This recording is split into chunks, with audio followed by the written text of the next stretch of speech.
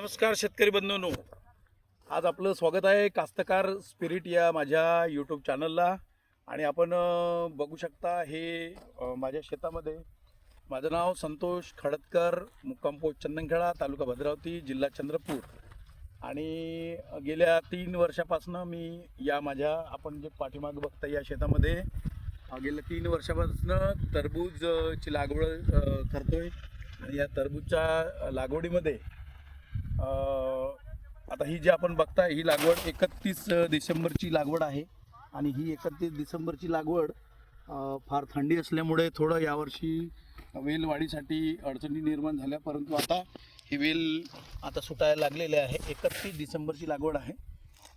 याला सध्या 1261 त्यानंतर कॅल्शियम नायट्रेट आणि ऑर्गॅनिक कार्बन असे लिक्विड आणि वॉटर सोल्युबल आता या प्लॉटला आपण इथे सोडणार आहेत.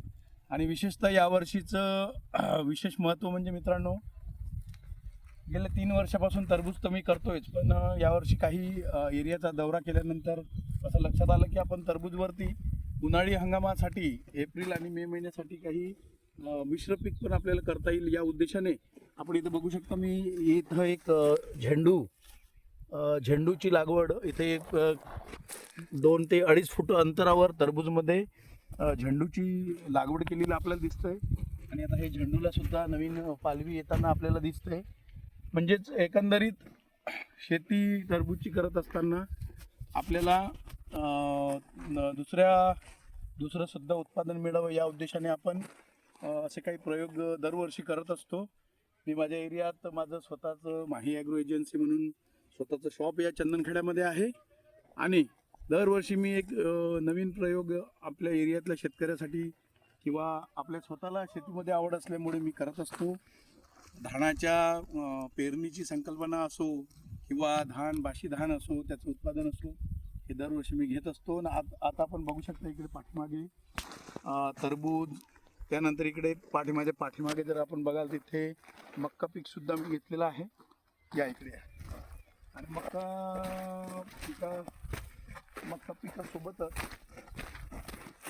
आपण जर बघाल तर मक्का पिकामध्ये ते जो जुना चना होता काही प्रमाणात काही गेलेला होता काही कारणाने, परंतु तो मग त्यामध्येच मी हे मक्याचं सुद्धा पीक इथे लागवड केली आहे. मक्याचा सुद्धा हा इकडे या एरियामधला हा पहिला प्रयोग आहे असं म्हणायला काही हरकत नाही. आणि याच्या पाठीमागं हा सुद्धा एक मक्का आपण बघू शकता.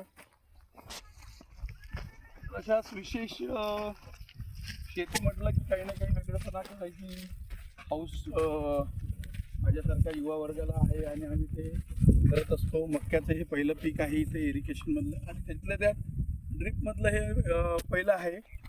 ही वरची ड्रीप आहे ज्याच्यामध्ये अजूनही आमच्या एरियात ड्रीपचं अजून महत्त्व लोकांना कळलेलं नाही, परंतु आम्ही या गोष्टी करत असतो. तर माझ्या या यूट्यूबच्या चॅनलच्या माध्यमातून मी हे सांगू इच्छितो की शेतीमध्ये आपण नवीन प्रयोग जर केले मित्रांनो तर एक चांगला उत्पन्न आणि दुसरी गोष्ट त्यामध्ये आपली ज्या क्षेत्रामध्ये आवड आहे त्या क्षेत्रामध्ये तुम्ही काम करण्याची संधी इथे आहे. तर धन्यवाद मित्रांनो, धन्यवाद.